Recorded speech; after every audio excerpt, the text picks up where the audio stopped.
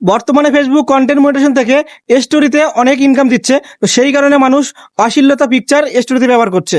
তো আপনারা যারা চাইছেন যে স্টোরিতে আমাদের খারাপ খারাপ কোনো কিছু যেন না শো হয়, কারণ আমরা যখন মোবাইল ওপেন করি তখন সামনে কিন্তু স্টোরিতে বাজে বাজে কিছু সিন আমাদের সামনে শো হয়ে যাচ্ছে, কারণ এগুলোতে বেশি রিচ পাওয়া যায়। সেই কারণে মানুষ স্টোরিতে এই অশ্লীলতা ফটো ভিডিও তারা পোস্ট করছে। তো এগুলো থেকে আমরা কিভাবে বিরত থাকতে পারি?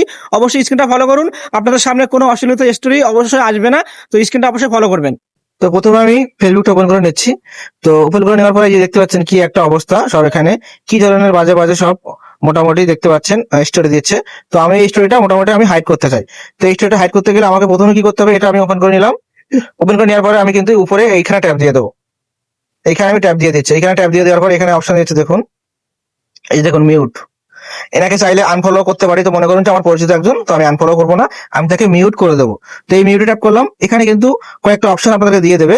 এখানে দেখুন 24 ঘন্টার জন্য মিউট বলেছে, 1 সপ্তাহের জন্য মিউট বলেছে, আর এটা মোটাই।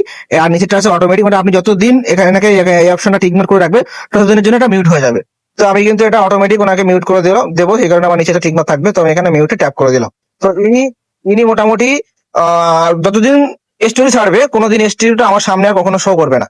ওনার ভিডিও আমার সামনে শো করবে, কিন্তু ওনার কোনো স্টোরি আমার সামনে শো করবে না। তো আপনারা চাইলে তাকে ব্লক বা আনফলো না করে তার স্টোরিটা আপনারা মিউট করতে পারেন। ভিডিওটা ভালো লাগলে